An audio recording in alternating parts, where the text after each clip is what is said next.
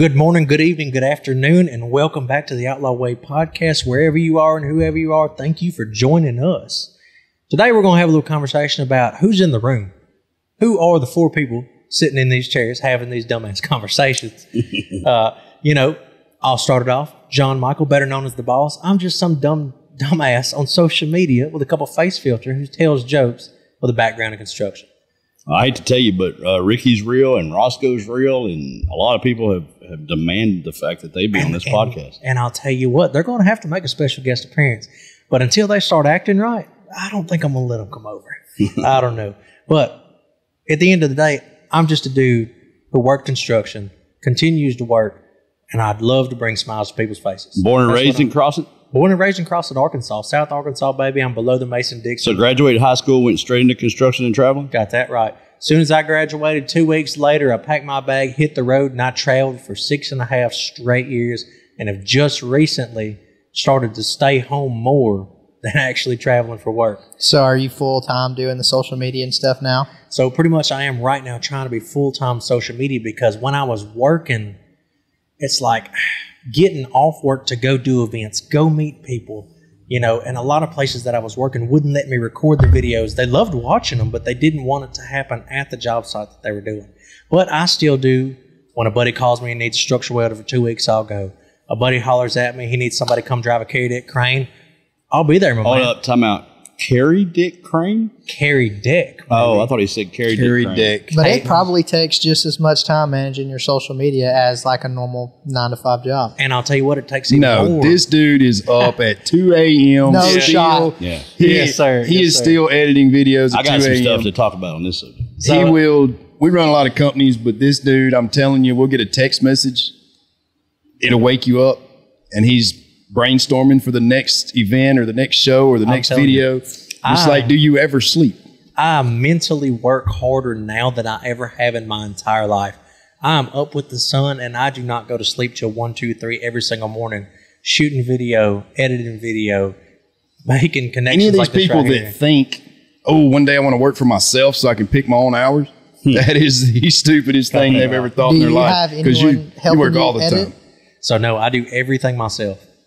Everything that is done, anything that you see, any kind of production other than this here podcast with us sitting in this room is 100% me. So at what point are you going to have a manager and a crew? And honestly, that is the big question. I know other people that do what I do. His wife is already his manager. She helps me out a lot. She does great. But I know people that have half the following that I do that do already have managers on their payroll that help network and make brand deals and everything else like this, coordinate events. And I'm doing all that myself. I honestly don't know why. Maybe I'm a control freak. Maybe. Well, I've got one question. How do you stay that busy and still remain fat and out of shape? Oh, man, I'll tell you what. It's mental work, but it sure as hell ain't physical. If anybody tells you they're working their ass off, unless they're running a fitness page on social media, they ain't physically working, okay? I get a little carpal tunnel every now and then. Those of you that do not know, John Michael is constantly making me out to be like I'm 70 years old. He is. So I have to constantly pun at him about being fat and out of shape. He's like half my age and double my size. Well, no one has the metabolism that you have. Exactly. I mean, obviously, yeah, he has a huge metabolism, okay. Nacho, you fucking eat whatever you want, man. Well, and you don't gain any weight. I do. And I mean, honestly, at your age, I don't know how you're doing that with your cholesterol. I mean, could you see he hasn't had it checked. That's the only difference. I mean, Chip's been on keto for 3 years, ain't lost 10 pounds. It's been about, I'm messing with it. let's see, about 7 months, seriously. Yeah. Yeah. But you really have lost a lot of weight in that 7 months, haven't you? I was 280 and I'm 208 right now. So, that's awesome. And that dude has transformed over the last 2 years. So I thought you actually started that a lot earlier because I thought at the beginning of last year, did you do something different? Well, throughout my career and growing up and some of the stuff I did, I was low carb and Because you were an MMA fighter for a long time, weren't you? Yeah, well, he was a fighter before the MMA existed. This dude used to do backyard brawls. You don't let him lie to you. Street fights. Did a little You talk about Are you my Kimbo age. Slice Jr. over here? Did a You little talk dabbling. about my age. This dude is like twice my age. But No, he looks twice as good as you. I mean, yeah, you are. that's you what are I'm saying. struggling. You heard it from the horse himself. But during the dabbling, low carb was how you cut. low carb was how you stayed in shape. You stayed away from pizza and fried chicken and sodas and all that. I would die in 24 hours. Well, you get used to it. It becomes a way of life. Well, then when you quit living that way, you can blow up. Yeah. Well, my wife, who is a chef and amazing cook, started really digging into the keto. And it took a long time. So to answer your question in the beginning, I did get on keto. But it took a long time to get my mindset right because it's the complete opposite of low carb. So in low carb, you don't eat the fat. You know, there's certain things you don't do. In keto, you do. So I'm arguing with her, like, I'm not eating the fat. Well, you have to eat the fat. Well, this is completely off schedule, and it's actually going to piss Cheeto off more than it makes him happy. But I'm going to tell y'all, Sum's Kitchen on Facebook, y'all hit her up because this keto thing, I've had employees, our maintenance supervisor just 6 months ago. Literally, I thought the man was going to die. He was in such bad shape. He was way overweight. He couldn't move around. And I got him in touch with Cheeto's wife. She got him on a keto diet. He has lost 90 pounds. Damn. He is running around here, working, feeling better than he ever has. Looks like he has a whole new view on life. So, Sum's Kitchen on Facebook. Hit her up. She does meal prep. She'll get your meals out to you. Chip does not want her busy, so he does not like me pushing her. But it is absolutely amazing, and she'll hook you up. Well, the keto, there's a couple of keys to it. But once you get on it and you get used to it, it's actually probably the best diet I've ever known in my life. And one of the reasons why is because society has got behind it. So you have keto breads, keto ice cream, keto drinks. I see it everywhere. You have all that. Well, see, back in the day when you had Atkins and stuff, you didn't have all them options. People didn't get behind it. But they're behind this crap. And it's really good. And if you do right, it does right. But you still have that, you know, I want a pizza, I want a donut. That crazy. I'm going to eat my pizza, grease, donuts, sugar. Like, I'm going to eat my stuff. And 10 years from now, the three of us are still going to be doing this podcast, and we're going to be talking about the memory of Nacho. Hey, I may look older, but He's going to die from I gout. definitely have the best physique out of anybody on these couches. But listen here, Beanpole. Why don't you tell us a little bit about yourself over here? Yeah. Because this man, Nakia Nacho Jackson, does not eat vegetables. He don't eat green. I do. No. Cheetos on me about you don't eat vegetables. No. I went home to make him happy. I ate an entire tub of French onion dip. That is not vegetable. That is vegetables He all day thinks long. It's got ketchup- onions in it. He thinks and ketchup greens. is tomatoes. No. He When was thinks- the last no. time you ate a piece of broccoli or a carrot? He don't. Hey, I will eat carrots in a beef stew. Oh. He When don't. was the last time you specifically ate a vegetable on a plate for the simple fact that it is a vegetable? Is a bean considered a vegetable? No. I eat a lot of beans. That's protein. That is not a bean. We are not on the John Wayne diet. So Okay. just describe vegetable for me. Squash, No. zucchini, Hey, fried carrots. squash is bad to the Not bone. fried. I will eat Not fried fried. green tomatoes, We're fried pickles. Have you ever had Any of this grilled count? zucchini or squash? Have you ever had that? I'm not interested in slimy nothing. No, it is slimy. some No. of the best. That is disgusting. That is disgusting. No. I could eat it every single night.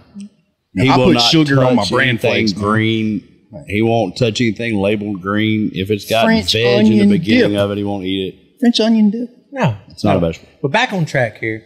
Let's go over here. Nakia Nacho Jackson, the man to my left here. Tell me who you So- are, man. So I own Outlaw Ordnance, me and Cheeto together.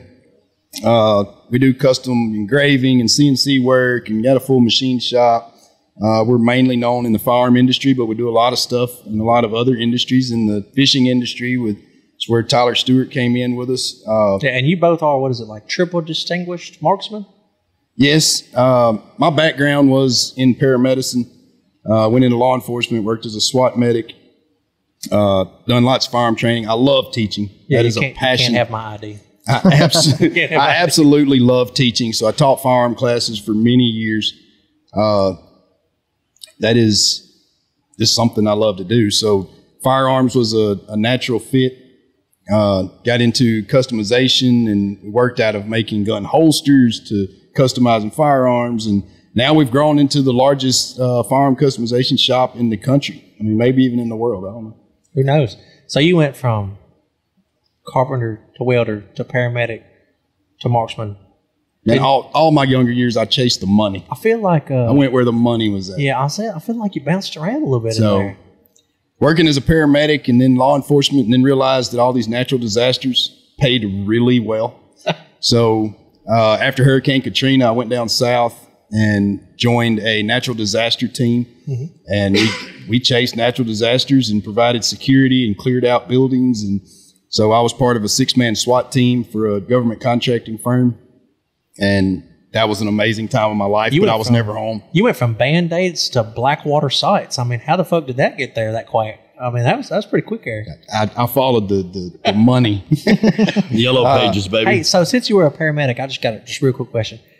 I mean, what's the biggest dang-a-lang you had to hold? Because I know you had one in your hands. I know you had to put a catheter in. So are you wanting the most impressive or the largest? Because that's two different stories. I mean, I feel like they would be the same. This is going to blow your mind, but when you ask that question, an OB call comes to mind. So yeah, we're on a call. We get a call on an OB. We get there. Patient's on the floor screaming.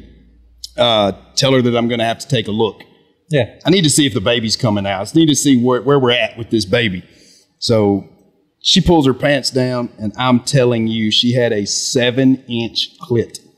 That's rough. It was stuck to her leg like a spaghetti noodle, dried up, and I was like, put them back up. Put them back up. Put them back up. So, yes, I've seen a chick with a 7-incher. That's rough right there. Okay, it was kind of embarrassing. Apparently it worked for somebody if she's pregnant. Apparently it did. I mean, what do you do with that? You have to like tie it up with a rubber band so it don't fall out of your shorts? It may have been her attack mode. She might have just got close to him in the bar and latched the fuck on. You know what I'm saying? I would say that it's pantyhose or stretch pants. Like she's wearing pantyhose or stretch pants all the time. I'll tell you what. I bet a motorcycle ride is wild for her. I mean, it is fucking wild. Just hitting the tailpipe. Yeah. So there's a lot of paramedic stories. That's for a whole nother podcast. I got you. Well, let's slide right over here. Chip Cheeto Pierce, my man. We already touched on the fact that you used to fight all the time. I mean, you look ugly enough to prove that. You got a couple scars on you. What else you got? We're going to start throwing punches in the podcast. Huh? Oh, we're already here. I started in car audio, and then I moved from car audio to communications, and it's right about the birth of cameras everywhere and video systems in vehicles. I forget you're old as fuck. Yeah, all that stuff. The whole time kind of it was always exciting to me to wire things up, make them bigger, louder, faster, brighter, all that stuff. So that's what I went to school for. Like Tim the Toolman Taylor. Kind of. You like souping everything up. My dad was a plant engineer. My stepmom was a plant engineer. You know, so it was always work, watts, ohms, amps, all that stuff. Went from that stuff into communications to meeting my wife, moving states. I came here and acquired another communications company, and then went and took a firearms concealed carry class that was taught by Nacho, and he built a Kydex holster for me. We decided to go mainstream. We partnered up.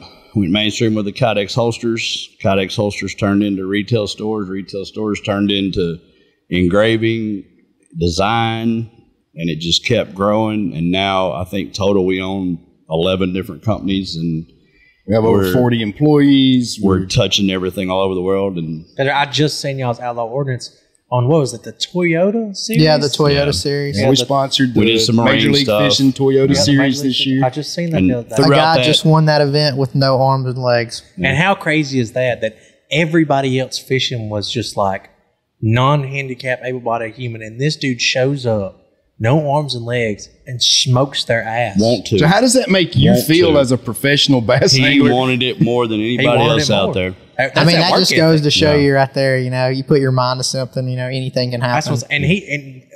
You know more about it than all of us.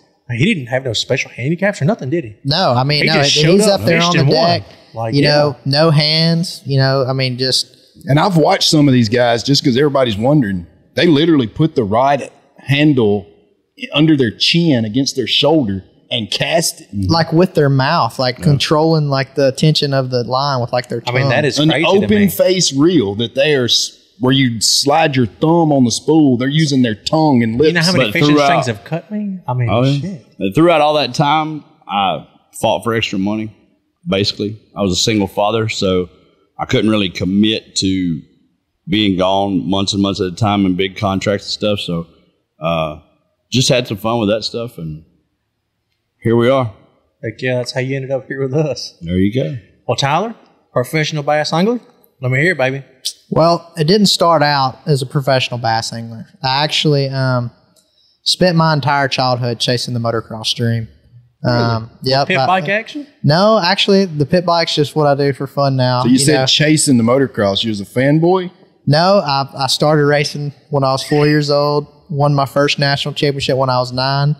And, had some great success in motocross. Was homeschooled, lived full-time with a trainer, took it serious. I was eating dirt at 9, so you were up there. You're still eating dirt. Oh, yeah. When I was in 2010, I was at a national in Texas and had a bad accident and actually was left blind in my left eye. Really? And Are you still blind now? Still completely blind in my left eye. I say completely. I've got a tad bit of peripheral and I can see light out of it. So if you see me driving down the road, watch out. But so just to verify this, just close your right eye. Can you see this right here? If you didn't know I was flipping you off, would you know? If I had my right eye closed, the only thing I can see is that table over there. Oh, so shit. it's wild. Oh, yeah, I'm definitely standing on your left side from now on. But like I said, that was kind of thrown out the window during that time. And, luckily I was still young enough to get back in school, go to college. And I'd always loved fishing. It was always a secondary thing for me, though. And started fishing in, the end of high school and the beginning of college and had some success. And luckily through motocross, I made some really good contacts, with people like Monster Energy and some sponsors. And you're still sponsored by Monster. Yeah, so that goes to say a lot about that company. They were with me in motocross, and they're still with me in fishing. That's what I'm saying. You're grandfathered in at this point. You've been around the block for a little while, hadn't you? So yes, they take care of me, and I wouldn't be here today if it wasn't, without them, I couldn't do it. So Tyler, this is an off the wall question, but I got to ask because every time somebody hears that story, and I know the story to be different, but every time somebody hears that story, they assume you grew up in money. It's the only way you could pursue the motocross and the fishing, and you obviously had parents with tons of money, and you've never had to work for anything. So answer that question to the listeners, because I personally have heard the stories, and I know it's not that way. No, it's actually not that true. I grew up in a very middle-class family, and, we did, my family sacrificed absolutely everything they could to keep me racing. And, luckily, like I said, at the age of 9, I won that first championship, and that kind of got me set, to where I was getting bikes for free, getting gear for free, having sponsors to get me from here, there, and, I've been super fortunate, throughout, my young years till even now, I'm only 28, to have great people behind me and sponsors and stuff, but without them, I couldn't do it. I was still a regular kid in high school mowing yards for every dollar I could get. After I got hurt, I trained kids for motocross. I did that for 3 years before I actually got on my feet fishing. So, I was grinding out there, for every dollar I could too. So it hasn't always been like that. On the corner? Yeah. Well, on the corner selling dirt bike license and anything else you could. Yeah. Well, that was a good question. Was a good one there. That was awesome. What do you think about that? Great, but you just spiraled. It was right there. When you do look at what I've had and, where I've came from and stuff, it probably does look like that to most people. Well, from the outside looking in, I have had, gotten to do a lot of cool stuff at a young age. I'm a firm believer that you can do anything you want to do in life. So if you have something that's a passion and that's truly what you want to do, you can make a living at it. Yep. So for that young man that's getting close to graduating high school and he wants to be a professional bass angler or motocross, or he has a passion like that, where does he start? What is that first step? The first step is just, doing well at a local level and just trying to get your name out there and build your brand. Like you guys mentioned in other podcasts. You're not going to start at the top, no matter whether you're working a regular job in the oil field or doing motocross or fishing. My first year on tour, I barely had enough money to get by. I had to cut 4 checks or I would have lost, I wouldn't have been able to do it. I'd been done. It was been a one and done deal. So that's just, I mean, it kind of bleeds into everything that all of us do. Everybody looks at us and they want the nice trucks and the boats and the it's that perception. I was going to say, people see perception and it throws them off. They don't understand everything behind it. They don't understand the past. They see him driving a 2500 AT4 and pulling a brand new Ranger, and he's come for money. He got everything handed to him. They see our big nice trucks and our houses or whatever it is. The big business that we have. And the big business, they're just multi-billionaires. And they just got everything. They don't understand what it took and the time and the hard work and he can't see out of one of his eyes and the sacrifices that took place to get to where we are. In the beginning, me and Cheeto literally done everything in the business from sweeping the floors to doing the taxes. We were here. Twice. We did it once and got to the top and got knocked down and had to start over and do it again. We lived at our office. There was no going home. There wasn't people to do anything. Yeah, I'm telling you, a lot of people don't understand that not everybody starts at the top. And it is good to know people like you guys. I know y'all, and I've known y'all for a long time. It's nice to be able to have a conversation with somebody that didn't start at the top and stay at the top. Yeah. It's good to know that other people are out here on this fucking hell of a roller coaster that we call life. I mean, honestly, my whole life circles around crippling debt and fucking high hopes. Yep. That's what my whole shit's based I wouldn't on. have it any other Our way. successes was built off of our failures. We've had way more failures than we've had success. But when you fail, you freaking go back to sweeping the floor. Like, we're going to make it so much work. better. Got that right. It's so much better to fall, get up, and do it a different way, prove you can do it. It's more gratifying. Do it again. The It gratification. is. Yeah, it if is. somebody gives it to you, you want to appreciate it. Well, I'm not saying that it's not good or condemning somebody else's success. If their parents handed them a fortune, awesome. But there is no way that you enjoy that as much as I enjoy. There's no way. You can't do that. Right. Because you've worked so hard and achieved a goal that, I mean, that is the simple gratification of that, waking up every day knowing you were living your dream because you made it happen. Yes. From the people on this couch, from me and Cheeto right now being in a manufacturing world, you in a social media world, Tyler is a professional bass angler. You've got a huge array of careers here. Yeah. But all vastly different. But they all required a lot of ups and downs, a lot of failures, a lot of being at the bottom. You don't just start at the top, and when you get to the top, you don't stay there. No, you have to work to stay there too. Continue to stay there because the mountain. The second you get comfortable, it's everybody over. thinks that once you climb that mountain, you're on top. Well, I have not found the top of that motherfucker yet. I think it's just getting taller as I go. Right, I agree. I mean, it gets steeper and steeper, but I'm going to keep climbing because every level of growth is like starting a new business for us. Yeah. You know, you start with nothing and you got to work so hard to get to this plateau where, okay, now we're doing something. And then you decide, hey, let's grow.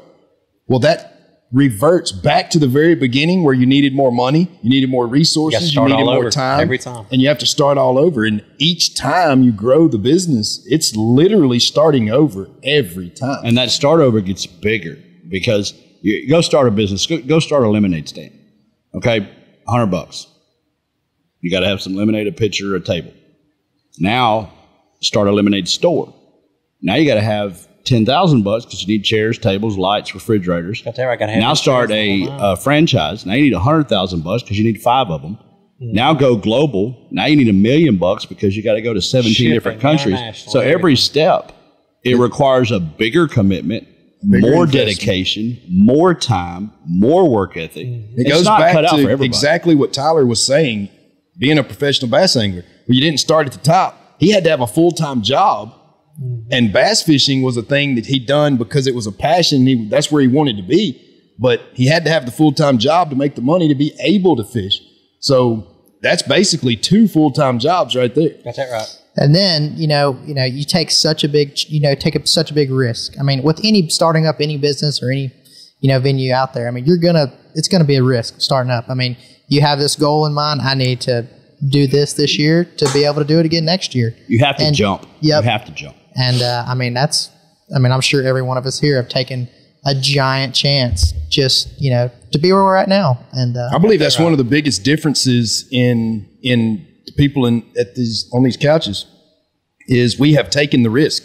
we wasn't afraid to take the risk. Got that right. And It was either going to work or it wasn't, but fuck it. Either way, I'm going to find out. You can't go, baby. You Like, I'm can't gonna be scared find of out. failure. No. I'm telling you, you're going to fall. We're going to go. It's a 50-50 chance. And I mean, fuck, that's great odds for me. What's the other option? It's great. What's the other option? Do nothing. Exactly. Do Live nothing. somebody Be else's unhappy. dream, follow somebody else's success. Make do someone 8 to else more 5. money, you know. There are those people out there that want to work a 9 to 5 for the rest of their life, live comfortable, and have the little white. That's the awesome, gate. but I'm not in that That group. is perfectly okay. It is. It is great. It's fine. It's Some not people for me. want 8 in the gate, and their job is their job, and they don't want to do anything else. They just want to do the motions and get through life, and that's fine. Me personally, I want more. You know, Yes. I'm I want to greedy. leave I a am. legacy for my kids. Fuck my kids. I'm greedy. I want them it. kids. I want Fuck it them now. kids. I want it for me. My kids, they're going to be cool because I'm their dad. That's how that's going to work. My kids aren't going to be like, yeah, I'm pretty cool. I'm like, no, you're not. Your dad's fucking cool. Okay, that's how my kids situation. I'm leaving a legend. Yeah. I'm going to leave. I'm going to figure out a way.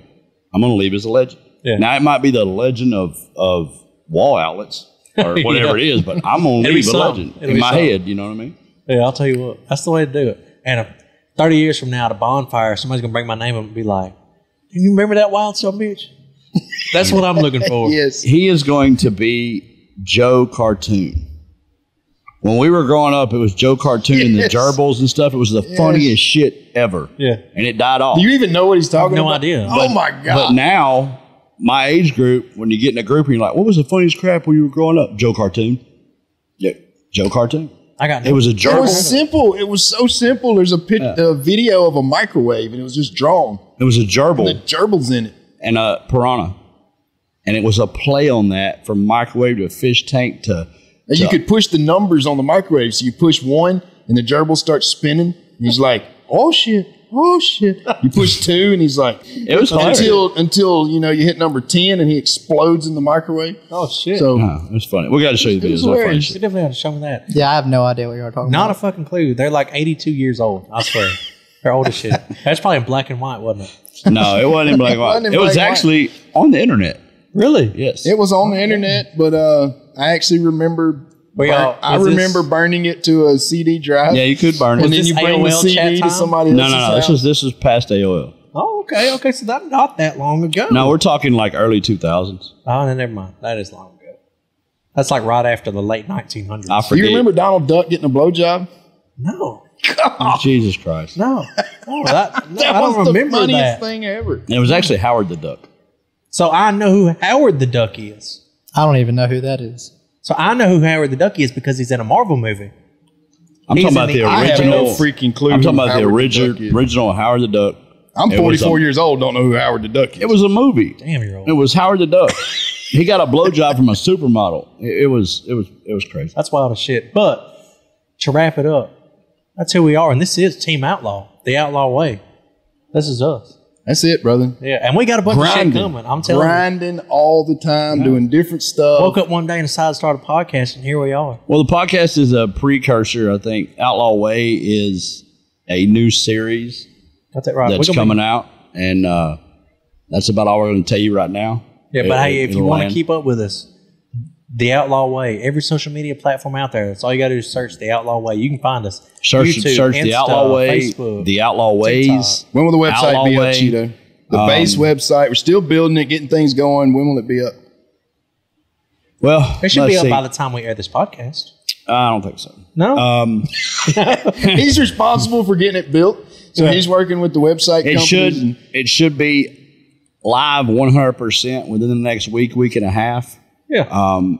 The Facebook, Instagram, YouTube, TikTok, you can search Outlaw Way, The Outlaw Way, or The Outlaw Ways. One of the three combinations. Yeah, we'll we'll pull the page up. The pages are brand new, but they're fixing to start having a lot of content. The website is amazing. There'll be a bunch of merch on it. There'll be podcast episodes. There'll be the new series clips and teasers, stuff from Team Outlaw, our schedules, where we're headed next, who our sponsors are, what we're doing, what we're playing up, burning up, blowing up. This Got that right. podcast. I mean, just the other day we recorded, we had a can launcher, an AR-15 can That dude launcher. is awesome. It's Durkin awesome. Tactical. That thing is awesome. I love it. Shoots golf balls, tennis balls. And I'll tell you what, Beer you cans. do not want to stand in front of it. Before this is over, I am gonna get you to take a tennis ball to the gut. I can't. You've man. got to do it. I feel like I that think the sucker is listeners are going humming. to speak up, and we are going to convince you. It is humming. I It's a think you're going to tennis have to ball. call a few friends out of retirement in the old ambulance medic area and have them on standby This because is- that this is dude's not- going to hurt. This is My not Jackass son- Junior. I can't My do it. son and my daughter-in-law are both critical care paramedics. He's in the Air Force. Yeah. He'll be in December. I'll have both of them there on standby with their gear. From this point But it's forward, a tennis ball. when we have the can launchers, I want you to know that I will have pepper spray on me Yeah. if you shoot me. The tennis ball can't hurt that bad. What if Oh, he's shit. wearing? What if he's wearing his plate? Now I will wear. I got some level 4 plate. I'll wear some body armor and let you shoot me.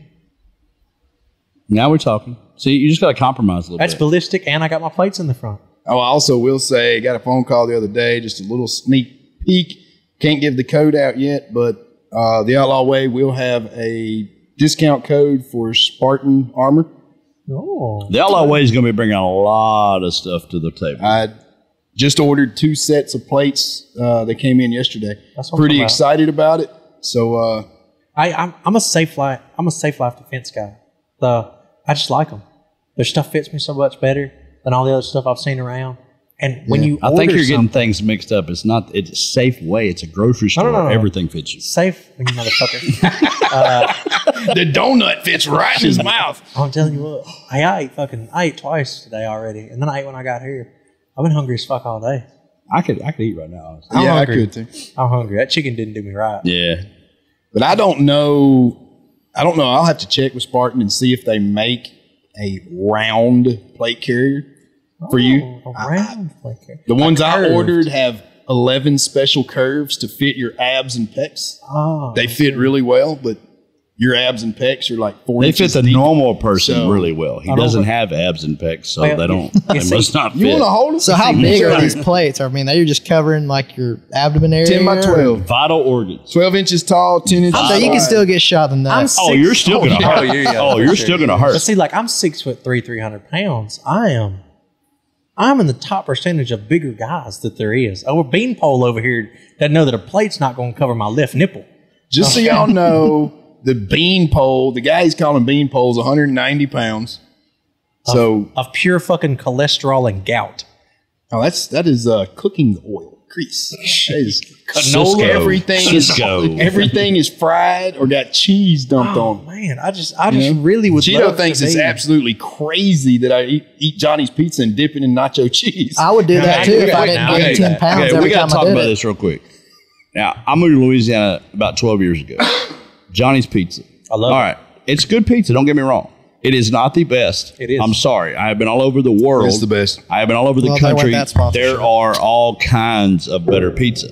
But whoever's bright ass idea it was that they weren't fat enough off eating pizza, that they got to dip the shit in generic nacho cheese. Best The canned best shit. part about it. The They're- canned shit. Nah. good. Yes. The Walt Disney, it's a small world. After all, I want to dig his ass up for that one. The guy that put the cheese with the pizza, I'm putting him right next to that. Well, I'm going to tell you right now, we're not in any form or way sponsored by Johnny's Pizza, but that is by far the best pizza you're going to get in North Louisiana. Negative. It is. It is Oven, the best brick selling. oven, homemade pizza will throw rocks at Johnny's Pizza. Yeah, but that's a lot of work. That That's is a expensive. lot. I didn't say you had to do it. There's places you can go and they'll serve it to you. There Where? is no. There's places. There's in nowhere Shreveport. here. Yes. I would take Corey a Bar. sweep the swamp out of Johnny's before Yes. I took any other. I kind will of take pizza. a Yes. Hunts Brothers. Sweep the swamp. Nah. Man, got seafood on Nah. it. That's Every what I'm kind of saying. meat. I'll Oh, take a man. loaded, Everything. the works Hunts Brothers from a convenience store is better pizza than Johnny's. And I love It's hard to Hunts beat Brothers. Hunt's Brothers. I pretty much live on the I Hunt's love Brothers. Hunts Brothers. Red pizza. Baron. Frozen pizza is better I'm than not a Johnny's. Red Baron. No, definitely not. Johnny's Pizza. You get the cheese stick, the family breadstick with the cheese sauce, and a large sweep the swamp or sweep the kitchen.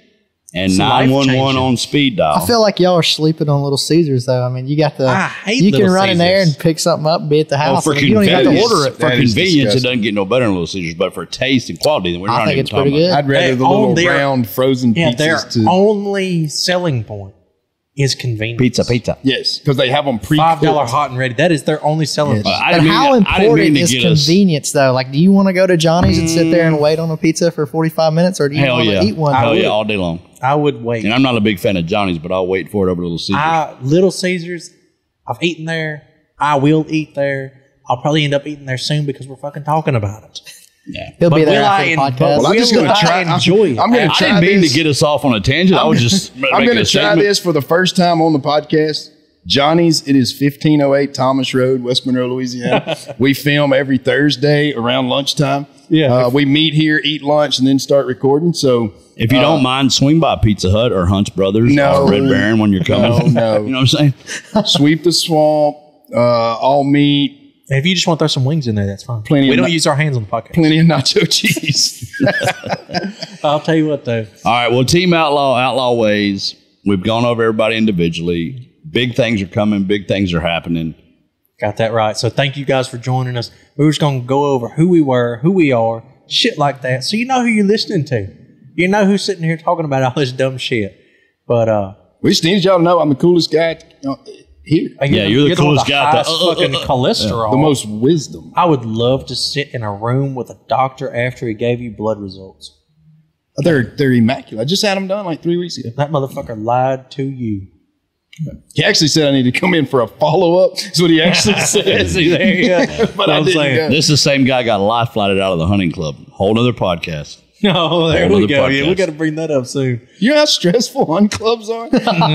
Mine aren't. I don't know where the fuck you're hunting at, but mine aren't. Either way, though, the Outlaw Way, you can find us on every social media platform. We got a bunch of TV stuff coming, bunch of video. We got the podcast out now. Look us up. Nakia Nacho Jackson, Chip Cheeto Pierce, Tyler Stewart, and John Michael.